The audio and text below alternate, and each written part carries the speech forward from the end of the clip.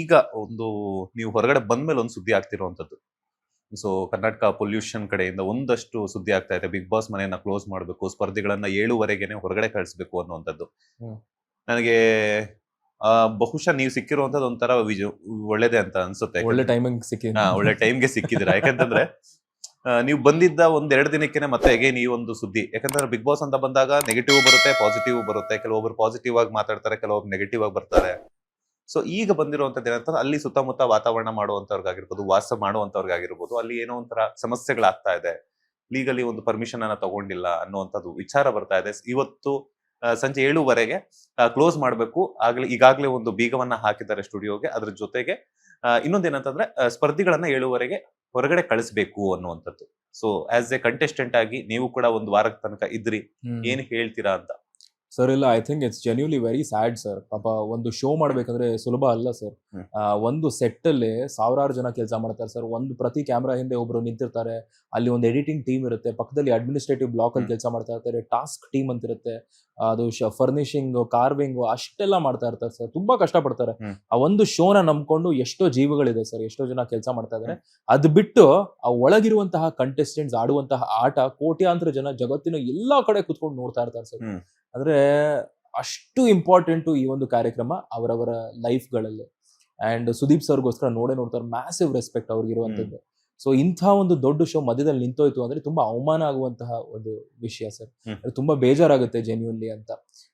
ನನ್ ಸಡನ್ ಆಗಿ ಇದು ನ್ಯೂಸ್ ಇದೆಲ್ಲ ಬಂದು ಕೇಳ್ಪಟ್ಟಾಗ ಯಾಕೆ ಹಿಂಗ್ ಆಗ್ತಾ ಇದೆ, ಏನಿದು ಸಡನ್ ಆಗಿ ಹಿಂಗ್ ಮಾಡ್ತಿದಾರಲ್ಲ ಅಂತ ಹೇಳ್ಬಿಟ್ಟು ಎಲ್ಲಾ ಕಡೆ ನ್ಯೂಸ್ ಆಗ್ತಾ ಇದೆ, ಬಿಗ್ ಬಾಸ್ ಸ್ಟಾಪ್ ಆಗ್ಬಿಡ್ತು ಅಂತ. ಆಟ ನಿಂತೋಗ್ಬಿಡುತ್ತೆ ಮಧ್ಯದಲ್ಲಿ. ನಾನು ಈ ಒಳಗಿನ ಸೀನ್ ಬಗ್ಗೆ ಮಾತಾಡ್ತಾ ಇರೋದು. ಅಂದ್ರೆ ಒಳಗೆ ಎಲ್ರು ಒಂದು ಫ್ಲೋ ನಲ್ಲಿ ಆಟ ಆಡ್ತಾ ಇರ್ತಾರೆ, ಒಂದು ಇದ್ರಲ್ಲಿ ಆಟ ಆಡ್ತಾ ಇರ್ತಾರೆ. ಸಡನ್ ಆಗಿ ನಿಲ್ಲಿಸ್ಬಿಟ್ಟು ಎಲ್ರು ಆಚೆ ಕರ್ಕೊಂಡು ಹೋದಾಗ ಆ ಫ್ಲೋನೇ ಹೋಗ್ಬಿಡುತ್ತೆ. ಈಗ ನಾಳಿದ್ದೇನೋ ಅವ್ರು ಇರೋ ಫುಟೇಜ್ ಇಟ್ಕೊಂಡು ಮ್ಯಾನೇಜ್ ಮಾಡಬಹುದು, ಬಟ್ ಆ complete flow of mind game, ಆ ಯೋಚನೆಗಳು ಅದೆಲ್ಲ ಹೋಗ್ಬಿಡುತ್ತೆ ಅವ್ರಗಳಿಗೆ. ಸೊ ತುಂಬಾ ದೊಡ್ಡ ಹೊಡೆತ ಸರ್ ಅದು. ಅಂಡ್ ಅವ್ರು ಮಾಡಿದ್ರೆ ಪಾಪ ಅದೇ ಜಾಗದಲ್ಲೇ ಮಾಡ್ಬೇಕು, ಬೇರೆ ಯಾವ ಜಾಗದಲ್ಲೂ ಮಾಡಕ್ಕಾಗಲ್ಲ. ಹಳೆ ಸೆಟ್ಟು ಎಲ್ಲೂ ಹೋಗಕ್ಕಾಗಲ್ಲ ಅವರು, ಬಿಕಾಸ್ ಇರೋದು ಅದೊಂದೇ. ಅಂಡ್ ಅದರಲ್ಲಿ ಎಷ್ಟೋ ಜನ ಇನ್ವೆಸ್ಟರ್ಸ್ ಇರ್ತಾರೆ, ಎಷ್ಟೋ ಜನ ದುಡ್ಡು ಇನ್ವೆಸ್ಟ್ ಮಾಡಿರ್ತಾರೆ. ಸೊ ಅದ್ರ ಪ್ರಕಾರ ಆ ಶೋನ ಅವ್ರು ಅಲ್ಲೇ ಮಾಡ್ಬೇಕು, ಅದೇ ಜಾಗದಲ್ಲಿ. ಸೊ ಅವರು ಇವ್ರನ್ನ ಆಚೆ ಕರ್ಕೊಂಡು ಹೋಗ್ತಾರೋ ಇಲ್ವೋ ಗೊತ್ತಿಲ್ಲ, ಬಟ್ ಕರ್ಕೊಂಡು ಹೋದ್ಮೇಲೆ ಅದನ್ನ ಸಾರ್ಟ್ ಮಾಡಿಸ್ಬಿಟ್ಟು ಜನರನ್ನ ಕಂಟೆಸ್ಟೆಂಟ್ಸ್ ನ ದಯವಿಟ್ಟು ಆಚೆ ಅಲ್ಲೇ ಒಳಗೆ ಕರ್ಕೊಂಡ್ ಬಂದ್ರೆ ಎಲ್ಲೋ ಒಂದ್ ಕಡೆ ಬೆಟರ್ ಅನ್ಸುತ್ತೆ.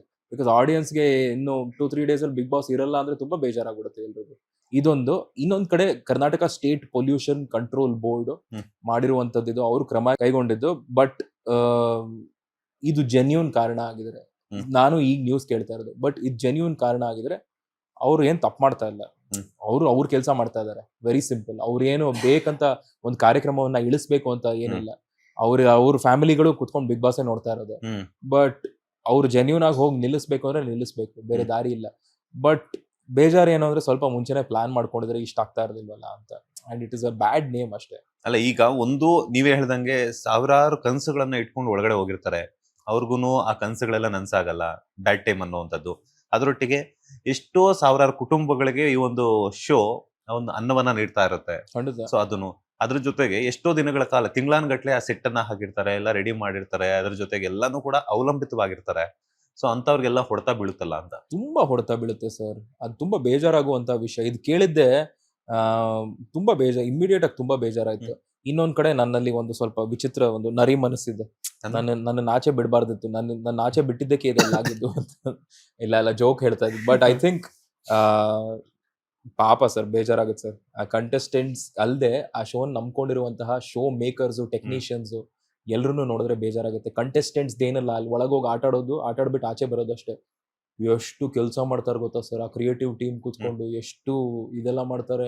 ಡಿಸೈನ್ ಮಾಡ್ಬೇಕು ಒಂದು ಆಟ, ಒಂದು ಟಾಸ್ಕ್ ಹೆಂಗಿರುತ್ತೆ ಅಂತ ಡಿಸೈನ್ ಮಾಡ್ಬೇಕು. ಆ ಟಾಸ್ಕ್ ಪ್ರಕಾರ ಪ್ರಾಪ್ಸ್ ಎಲ್ಲ ರೆಡಿ ಮಾಡ್ಬೇಕು. ಅದನ್ನ ಮನೆ ಬ್ಲೈಂಡ್ಸ್ ಇಳಿಸ್ಬಿಟ್ಟು ಕ್ಲೀನ್ ಆಗಿ ಅರೇಂಜ್ ಮಾಡ್ಬೇಕು. ಆಮೇಲೆ ಅದರ ಅರ್ಥ ಹೆಂಗ್ ಆಡೋದು, ಆಟನೇ ಡಿಸೈನ್ ಮಾಡ್ಬೇಕು ಫ್ರಮ್ ಬೇಸಿಕ್. ಇದರಿಂದ ಸ್ಟಾರ್ಟ್ ಮಾಡ್ಬೇಕು. ಅದರ ಒಂದು ಪೇಪರ್ ಎಲ್ಲ ಹಾಕೊಂಡು ನಮಗ್ ಅರ್ಥ ಮಾಡಿಸ್ಬೇಕು. ಅದು ಅಯ್ಯೋ ತುಂಬಾ ಕೆಲಸ ಸರ್ ಅದು. It is very difficult. ಪಾಪ ಅಂತವ್ರಿಗೆ ಇದಾಯ್ತಲ್ಲ ಅಂತ ಅಷ್ಟೇ ಬೇಜಾರು ನಂಗೆ. I hope it works out. ಏನೋ ಮಾಡ್ತಾರೆ ಸರ್ ಇವರೆಲ್ಲ. ದೊಡ್ಡವ್ರು ಸರ್. ನಮ್ ತಲೆಯಲ್ಲಿ, ನಮ್ ಕಣ್ಣಲ್ಲಿ ಏನಂದ್ರೆ ಇವರು ದೊಡ್ಡವ್ರು, ಅವರು ದೊಡ್ಡವ್ರು ಏನೋ ಮಾತಾಡ್ಕೊಂತಾರೆ ಅಂತ. ಸಾರ್ಟ್ ಔಟ್ ಆದ್ರೆ ಒಳ್ಳೇದು ಅಂತ. ಸಾರ್ಟ್ ಔಟ್ ಮಾಡ್ಕೊಳ್ಳಿ. ಬಿಕಾಸ್ ಐ ಥಿಂಕ್ ಕೋಟ್ಯಾಂತರ ಫ್ಯಾನ್ಸ್ ಕುತ್ಕೊಂಡು ವೇಟ್ ಮಾಡ್ತಾ ಇರ್ತಾರೆ ಮನೇಲಿ ನೋಡಕ್ಕೆ ಏನಾಯ್ತು, ನೆಕ್ಸ್ಟ್ ಏನಾಯ್ತು ಅಂತ. First of all flow cut ಆಗ್ಬಿಟ್ಟಿರುತ್ತೆ ಈಗ. ಹೌದು. ತಿರ್ಗಾ ಅವ್ರು ಬಂದು ತಿರ್ಗಾ ಫ್ರೆಶ್ ಮೈಂಡ್ ಸೆಟ್ ಜೊತೆ ಶುರು ಮಾಡಬೇಕು. ಸೊ ಅದಕ್ಕೆ ಸ್ವಲ್ಪ ಅಲ್ಲಿಗೆ ಒಂದ್ 2 ದಿನ ಲೈಕ್ ಏನಂತಾರೆ ಬ್ರೇಕ್ ಆದಂಗ ಆಗ್ಬಿಟ್ಟಿರುತ್ತೆ. ಎಕ್ಸಾಕ್ಟ್ಲಿ. ಅಂಡ್ ಪಾಪ ಅವ್ರು ಐ ಡೋಂಟ್ ನೋ 7:30 ಅಕಸ್ಮಾತ್ ನೀವ್ ಹೇಳಿದ್ರೆ 7:30 ಅವರು ಪೊಲೀಸ್ ಅವ್ರ ಮನೆಗೆ ಒಳಗೆ ಹೋಗ್ಬಹುದು ಅಂತ. ಅವ್ರ ಆಲ್ರೆಡಿ ಹೋಗಿದ್ದಾರೆ, ಲಾಕ್ ಮಾಡಿ ಬಂದಿದ್ದಾರೆ. ಬಟ್ 7:30ಗೆ ಕಂಟೆಸ್ಟೆಂಟ್ಸ್ ನ ಹೊರಗಡೆ ಕಳಿಸ್ಬೇಕು ಅನ್ನುವಂಥದ್ದು. ಹೊರಗೆ ಈಗಾಗಲೇ ಬೀಗ ಹಾಕಿದ್ದಾರೆ ಅಂತ ಒಂದು ಸುದ್ದಿ ಬರ್ತಾ ಇದೆ. ಕಳಿಸ್ಲೇಬೇಕು ಅಂತ ಕಂಟೆಸ್ಟೆಂಟ್ಸ್ ನ ಆಚೆ. ಇದು ಗವರ್ನಮೆಂಟ್ ಕಡೆಯಿಂದಾನೇ ಬಂದಿರುವಂತ ಒಂದು ಆರ್ಡರ್ ಅಂತಾನೂ ಕೂಡ ಬರ್ತಾ ಇದೆ. ಪಾಪ ಸರ್, ಐ ಡೋಂಟ್ ನೋ ಹೆಂಗ್ ಮ್ಯಾನೇಜ್ ಮಾಡ್ತಾರೆ ಅಂತ ಗೊತ್ತಿಲ್ಲ. ಅವ್ರನ್ನೆಲ್ಲ ಕರ್ಕೊಂಡು ಹೋಗಿ ಯಾವ್ದಾದ್ರು ಒಂದು ಹೋಟೆಲ್ ರೂಮ್ ಅಲ್ಲಿ ಇರಿಸ್ಬಿಟ್ಟು ವಾಪಸ್ ಕರ್ಕೊಂಡ್ ಬರ್ಬೋದು. But it's gonna get difficult for them. ತುಂಬಾ ದೊಡ್ಡ ಬ್ರೇಕ್ ಆಗುತ್ತೆ ಆ ಶೋ. ಇದಕ್ಕೆ ಅಂತ ಚೈನೇ ಬ್ರೇಕ್ ಆದಂಗ ಅದು. ಟೆಕ್ನಿಕಲಿ ಕೂಡ ತುಂಬಾ ಪ್ರಾಬ್ಲಮ್ ಆಗುತ್ತೆ, ಕಂಟೆಸ್ಟೆಂಟ್ಸ್ಗೂ ತುಂಬಾ ಇಶ್ಯೂ ಆಗುತ್ತೆ. ವೆರಿ ಸ್ಯಾಡ್ ಈ ವಿಷಯನ ಕೇಳಿದಾಗ. But I hope they come back. ಏನೋ ಒಂದು ಸಾರ್ಟ್ ಮಾಡಿಸ್ಬಿಟ್ಟು ಶುರು ಮಾಡಿ ಸರ್. ಒಳ್ಳೆ ಶೋ, ನಂಬರ್ 1 ಶೋ, ಜನ ನೋಡ್ತಾರೆ, ನಿಲ್ಸ್ಬೇಡಿ ಅಂತ ಅಷ್ಟೇ. ಲೇಟೆಸ್ಟ್ ಹಾಗೂ ಇಂಟ್ರೆಸ್ಟಿಂಗ್ ಸುದ್ದಿಗಳಿಗಾಗಿ ಬಾಸ್ ಟಿವಿ ಕನ್ನಡ ಚಾನೆಲ್ನ ಸಬ್ಸ್ಕ್ರೈಬ್ ಮಾಡಿ. ಹಾಗೆಯೇ ಬೆಲ್ ಐಕಾನ್ ಪ್ರೆಸ್ ಮಾಡಿ. ಇದರ ಜೊತೆಗೆ ಫೇಸ್ಬುಕ್, ಇನ್ಸ್ಟಾಗ್ರಾಮ್, ಎಕ್ಸ್ ನಲ್ಲೂ ಮಿಸ್ ಮಾಡದೆ ಫಾಲೋ ಮಾಡಿ.